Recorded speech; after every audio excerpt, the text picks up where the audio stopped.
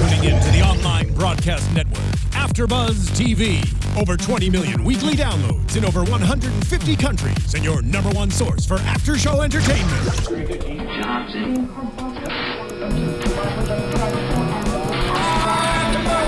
AfterBuzz TV, the destination for TV superfans, producing aftershows for over 300 of your favorite TV shows, interviewing celebrities and showrunners, and bringing you behind-the-scenes exclusives. All thanks to E! Entertainment's Maria Menounos, producer Kevin Undergaro, and internet leader Akamai.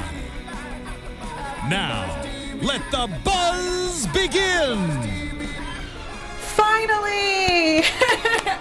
Hello, everybody, and welcome to the AfterBuzz TV after show for Star Wars Rebels Season 2, Episode 18/20, depending on how you're counting, The Mystery of Chopper Bas. If you guys have not done so already, please go on over to iTunes, subscribe to us there, leave us reviews. If you do, you'll get a shout out on the show. Like 3 people are going to do today because they listened to me last week and left iTunes reviews, so thank you. Though if you are listening on iTunes, as you will read in the iTunes reviews, you should totally check us out on YouTube as well, because then you can see our beautiful faces in addition to hearing our beautiful voices talk about all things Star Wars Rebels. And for those of you who are watching right now, we are following along with the live chat. I got it rolling in here. Sometimes it's a little dicey in this studio, but it's working. I can see all of you. Thank you so much for joining us. We're also following along on Twitter with that hashtag ABTVRebels, which you can use to talk to us throughout the show, throughout the week, throughout your whole lives. That's what Twitter hashtags are for.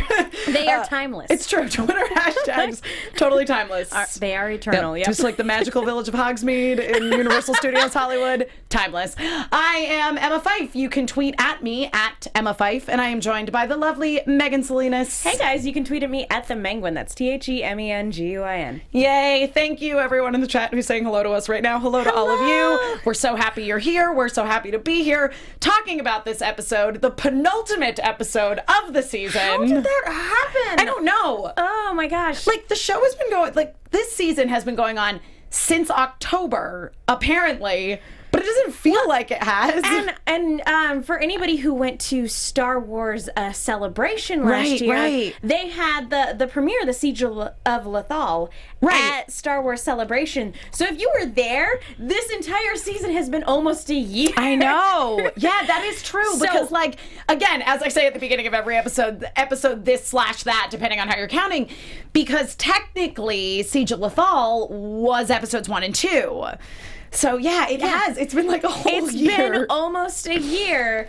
And that's like mind-boggling to think about, because at the same time, it feels like it's been no time at all.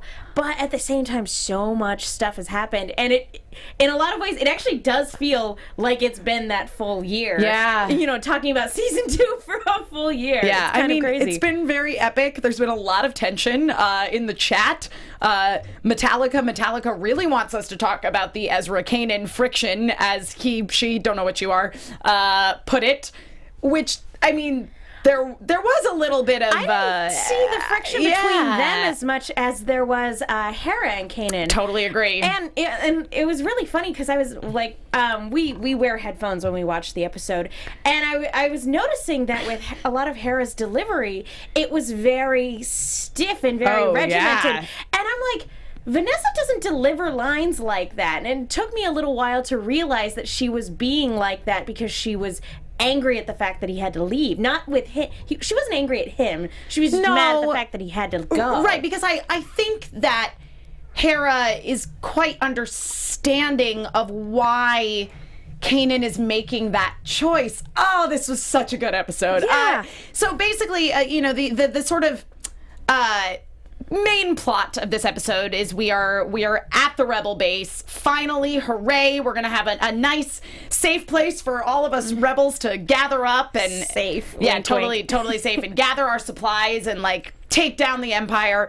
Though Captain Rex, I think, gave us a little bit of foreshadowing, if you will, when he said, "This planet may be hot, dry, and unpleasant, but at least there's nothing trying to kill us." And this is where the episode turns into a little bit of a horror movie. Well, yeah, absolutely. And the thing is that, like, that's one thing that I actually really like about Star Wars in general, is that it does deal with horror themes quite frequently. I mean, in the first season, we had that episode where Hera and Sabine went down to that planet to get supplies, and there were all those like creepy monsters in the dark. It was very pitch black, and in this episode was very pitch black as well. This was a little bit aliens, a little bit pitch black, and a little bit eight-legged freaks. A little bit. Do you ever feel like while we were watching this, like it was one of those 50s monster movies? Oh, 100%. Like attack from the giant spiders from outer space. Because, I mean, it literally was. It was like Attack of the Giant Spiders. And I mean, and they even set it up in that very, like, horror movie way. Where that, Dicer.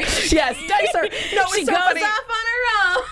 But when we were watching the episode, I just want to give you guys a little bit of context on this. So we're watching the episode, and literally the moment this girl is introduced, this X-Wing pilot, Megan's like, goodbye, nameless X-Wing pilot. Though I was having a moment, and this is something they do in Rebels a lot, which is an animation trick, where basically to not spend as much money on animation, they obscure people's facial features to a certain degree, specifically the eyes. And so because we couldn't see this girl's face, part of me was like, ooh, is she someone important? But no, it's just that they were going to kill her off. You really gotta watch out for if you're a Phoenix person, you are basically like the Rebels equivalent of a stormtrooper. You are expendable, and that is such a bummer. But yeah, this was so horror movie, and I even though this girl got killed really early on, and ultimately it was just a horror movie, like she got killed off thing. But at the same time, when she was walking around in the background during the intro scenes where all of our main characters are just sitting and chatting in the base, I was looking in the background. I was like, that's something that I really like about this show is like you're looking at background characters and you're seeing female rebels. Yes. Oh, it's great. So even though she got killed off, I'm like, they are equal opportunity. They are. It's equal opportunity. I mean, let's be real. Okay, so to point out, so Woodson Griffin and Hassan Yosef in the chat are both. Hassan. Hi. They're both saying basically that she was that Dicer was a red shirt. She was wrong star thing, but absolutely accurate. Though I would like to point out in Star Trek, people always freak out when I wear, because I have a like original series engineering uniform. We're allowed to like both, guys. There's no need for this fight. It's super true. It's super true. No, but that's not what they freak out about. They freak out when I wear it. They're like, you're wearing a red shirt. And I'm like, no, it doesn't apply to girls. But in this case, it absolutely did. And Mitchell Whitmer did indeed correct us. They are six-legged beasts. They are not per se spiders, but they're pretty spidery. Enough. And I will give this episode credit. Like, arachnid stuff, bug stuff in movies, it doesn't really freak me out, but the sound design on this episode was so good that my skin was crawling while we were watching this. I was like, I'm not scared of spiders or six-leggers, whatever you want to call it. Creepy crawlies. I'm the one in my apartment that has to kill bugs when the occasion calls for it. Same. But yeah, this, it got under my skin a little bit. Totally. Yeah. It was definitely creepy. Apparently Megan Rickard says that on Rebels Recon they also called them spiders. So, and then Nuntoot says that we're all fired because we're just all fired because they're not spiders. They are spiders. No, I appreciate it. Yes. Yep. There's just the continued the red suited Phoenix Squad are cursed, and there's an unwritten rule according to Kiki Lopez that no pilot lives except Hera. She's not entirely wrong. Yeah, kind of like no red shirt lives except Scotty. But, this was less about this person being a member of Phoenix Squadron and more of they went off on their own in a horror movie. Yeah. And whenever you go off on your own in a horror movie, it is honestly a coin toss. It does not end well for you, usually. Yeah. And she rolled the dice and came up short. Sure did. I did get that sense of foreboding right away, though, Megan, as you brought up that I was like, this girl is not gonna last. Goodbye forever. Which, although I will say that when Rex got kidnapped, I was almost expecting, I was like, well, she got a name. Maybe she'll show up. But I'm kind of glad that she didn't. Not to condone the death of NPCs or anything like Let's just murder all of the NPCs. It's fine. All of Phoenix Squadron, just get rid of them. No, not to condone that or anything like that, but like, one thing I like about Star Wars is that they don't BS their stakes. No, they don't. No, they don't. When you save everybody all of the time, or when every mission goes off flawlessly, that drastically reduces the stakes. Yeah. So I agree. No, I totally agree with you. Yeah, because I had a moment of being like, are they really going to kill this girl off? And I was like, oh, they sure did. They did. They absolutely did. They absolutely did. Everyone in the chat is very concerned that you're wearing a red shirt, Megan. They're afraid that you are not going to survive the night. I'm a gunner. And yes, none tute. I'm sorry if I'm pronouncing it wrong. I promise I will protect Megan tonight. I will not let her get killed by a giant spider upon exiting the studio. You have another show. You can't stay with me. I know, it's true. Megan might be doomed, guys. Shoot. I can't. Well, and if we're going by Ruby rules, too, I've got red hair. Oh, I'm a total gunner. Yikes. Well, I am double dead. This is the worst. Everyone, this is the last show you will ever see Megan on tonight, because inevitably she's going to perish. But yeah, so back to the episode. Yes, I do like it when they deal with sort of the kind of classic horror, and that's something that's been a theme in Star Wars since New Hope. I mean, like, timeline-wise, this takes place after New Hope, but, like, New Hope was the first thing that was made. Yeah, people sometimes forget, amidst their nostalgia, that there are elements of Star Wars that are very scary. Do you have any memories from your childhood of being, like, really, truly terrified? Return of the Jedi. Okay. Because it was the first Star Wars movie I ever saw. Absolutely. Return of the Jedi, when Luke drops into that pit, after that Twi'lek dropped into the pit into the Sarlacc pit. And we didn't know what happened to her. We just knew that she died. And then Luke drops in there, and you actually see what killed her, and then you see it like pick up that little alien pig guy and just eat him. I remember that terrified me, and like, oh man, and that is a moment, that is a movie moment that stuck with me for ages. Yeah, see, for me it was, I saw them all in order, but for me it was in Empire Strikes Back, when Luke gets kidnapped by the Wampa. Yeah. I couldn't handle it. I was so scared of that scene. I just had a thing about, like, abominable snowman. That was a real fear for me. I don't know. You were afraid of Yetis? Yep, totally afraid of Yetis. Fair enough. Yep, fair enough. Very scared of Yetis. Did you watch the stop motion Rudolph movie? Yep, 100%. Yep, and that was scary to me too. Unless, okay, this was my exception. Apparently, if the Yetis are white, I'm terrified of them. But if they're brown, because like Labyrinth, I'm down with Ludo. You know what I mean? Okay. Yeah, no, fair enough. Yeah, nope. So scary. So scary. Yeah, there's a difference between a Yeti and a Sasquatch. 100%. Anyway, but yeah, that was very scary to me as a kid. That was it was a creepy moment. Yeah, and I thought the stuff with the Starlight Path was terrifying as well. And I mean, you know, in the first movie when they're in the garbage compactor and there's like the giant snake monster under the water. And it's just swimming around in there, and it and the walls are literally closing in on them. There's some scary moments in the original trilogy, and people forget about that. I think around Halloween, actually, Star Wars YouTube channel actually did put up a top 10 list of like top 10 scariest moments in Star Wars. Yeah, I did when I was on Jedi Alliance for I think it was the first time I did Jedi Alliance. We had a whole thing about like horror in Star Wars, so it was just really cool to see it like come back into this episode. Though Ezra, of course, being the Beastmaster, tried to connect with the spiders. Which I want to ask about the implications of him not being able to do that. Does that mean that these creatures just have a different mindset, like, or is it like a hive mind thing where he just couldn't tap into it? I don't know. Is it that their biology was different? Maybe the spiders are just like fundamentally evil. That could be it.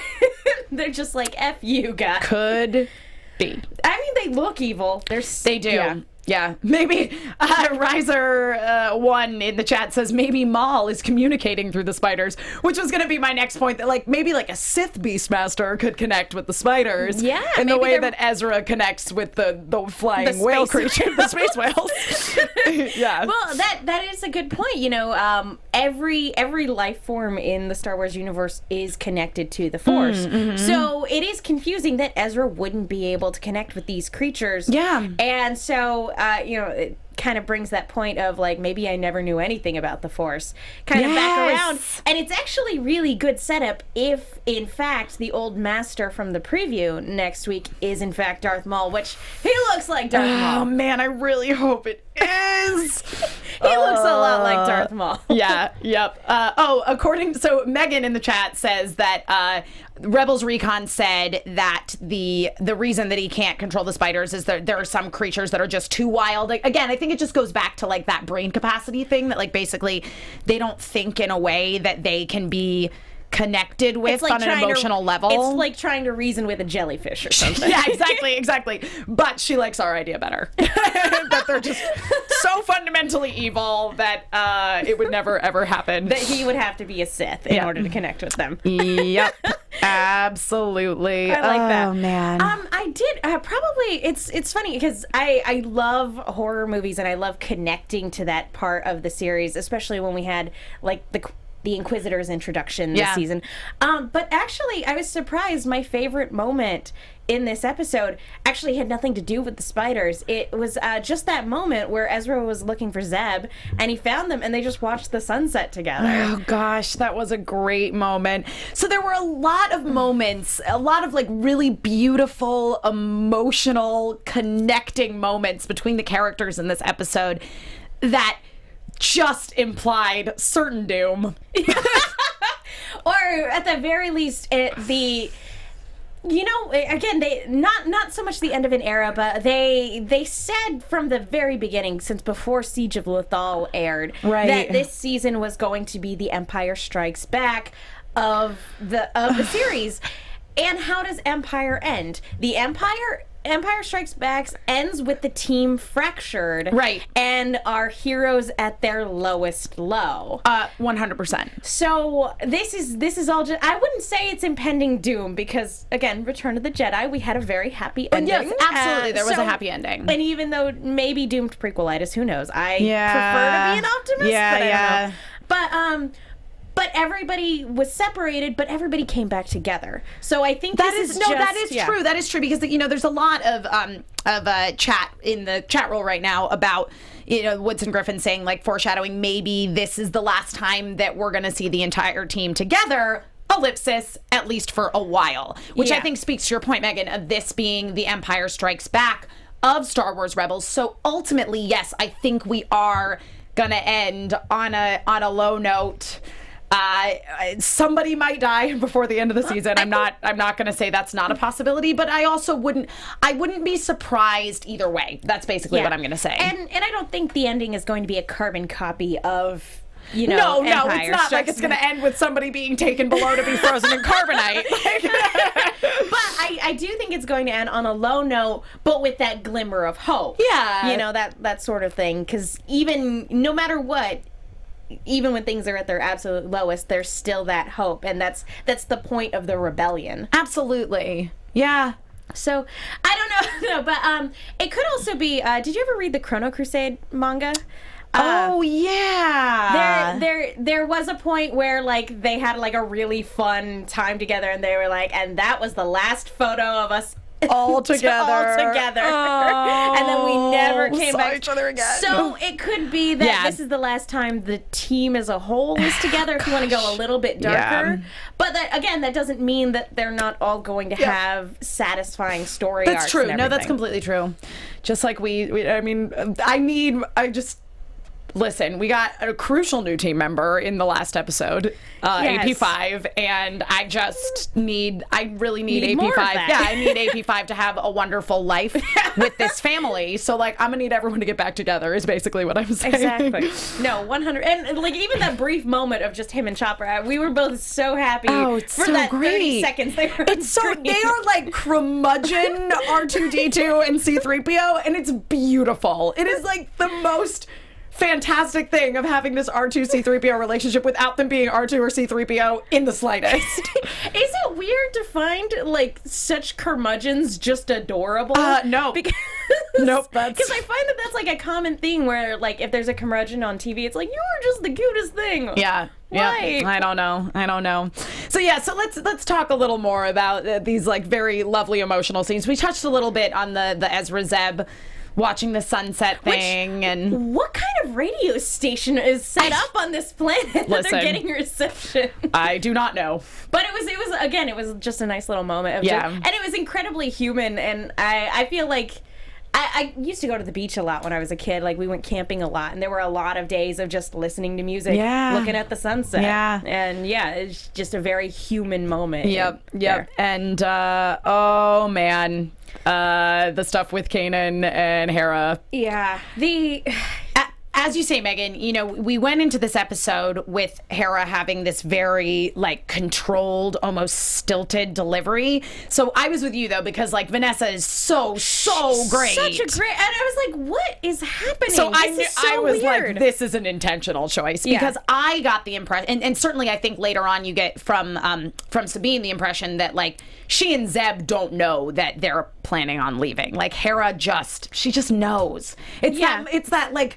mom intuition of like, I just know something's wrong. And again, not to like jump around too much, but Sabine in this episode was really great. So and good. There was so much good facial expressions between Sabine and Hera, like just looking at one another or like looking at somebody when they're looking at Ezra. Well, and Sabine was totally the one who took control of this rescue mission to go get Dicer, who was unfortunately already gone. But no, she was the one that was able to put together the fact that the sensors were scaring these things off. Exactly.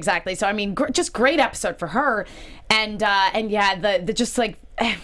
I love really complicated adult emotions in kids shows because ultimately this is technically a kids show, but they're dealing with this very complex emotion of a family, so to speak. I mean, like they're not at all related, but for all intents and purposes, the Ghost Crew is their own sort of little family, and this is them breaking up. Yeah, this is their nakama being separated. Yeah. It's just the worst.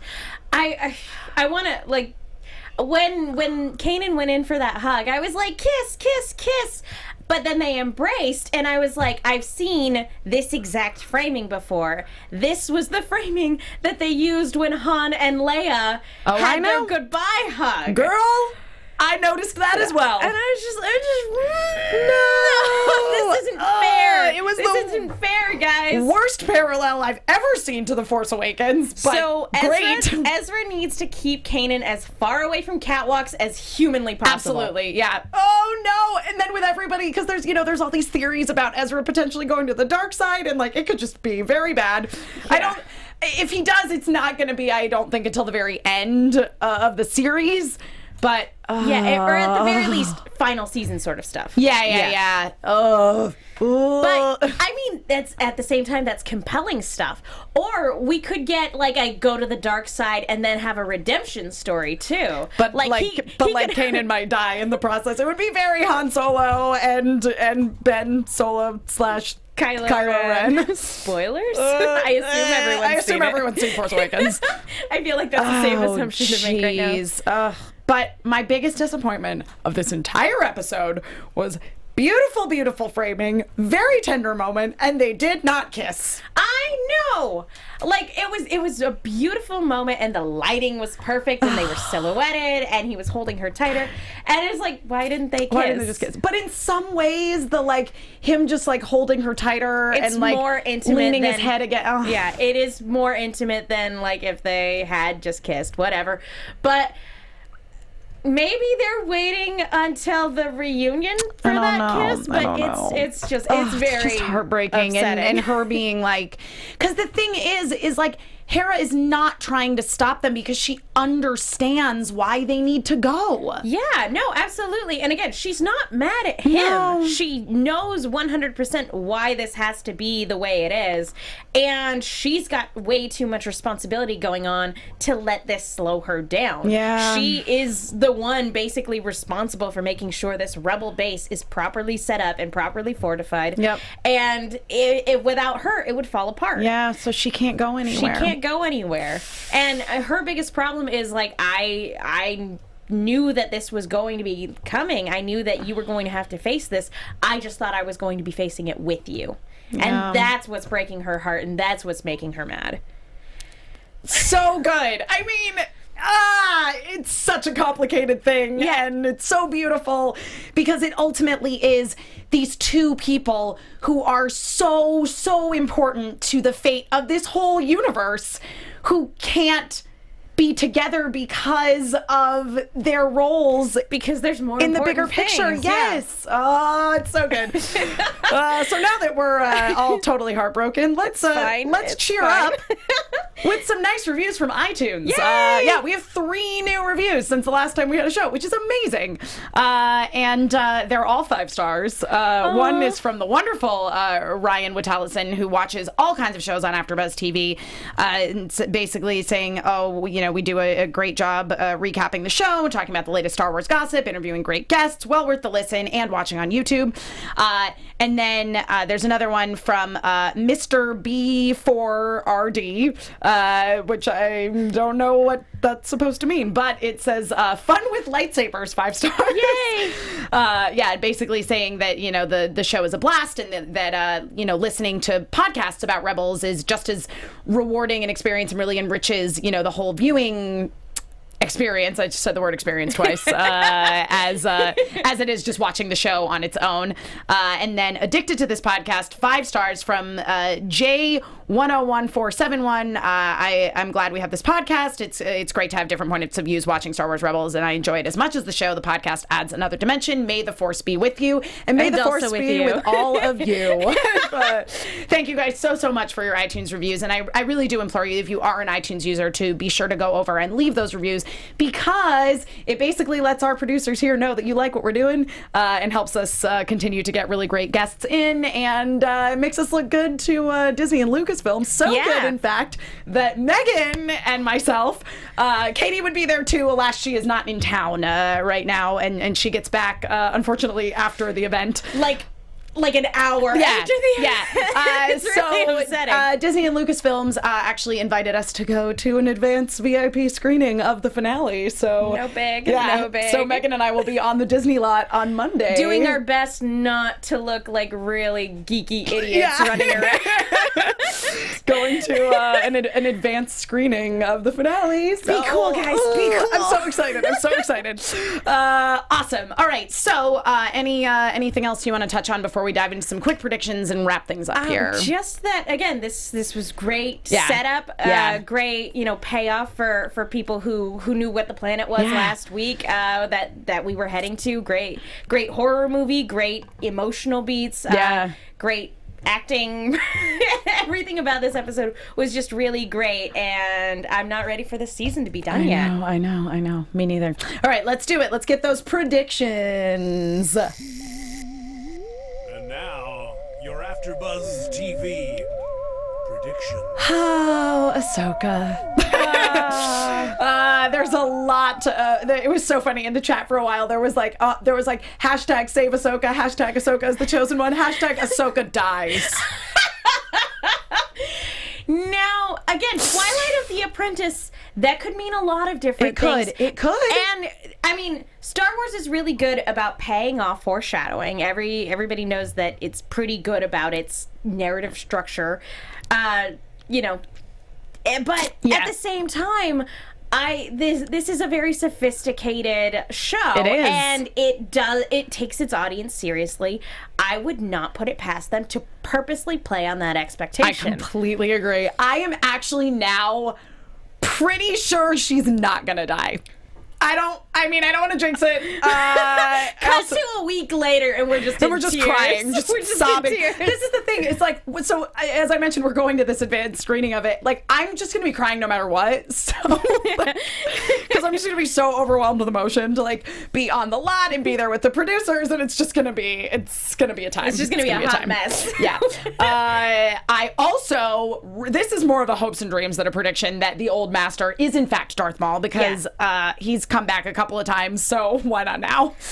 Which is so funny, because if it is Darth Maul, he has far outlived past anybody's expectations. I remember my mom actually got mad at me when episode 1 came out, because I found out ahead of time that Darth Maul died, and so she got mad at me when I spilled the beans. So she's like, I didn't know he died. Thanks, Megan. And Megan, you hate getting stuff spoiled for you. I was a child. I didn't know. But it's just so funny.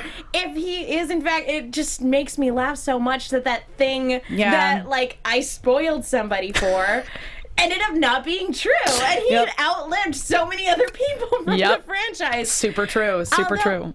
Now, if it is Darth Maul, or even if it's not, do you think whoever this old master is like a founding member of the Knights of Ren? Because we've got that... The lightsaber, the crosshair one, I think maybe yes. My inclination is yes. And this whole temple thing, it looks like it's kind of a doomsday weapon. Which is...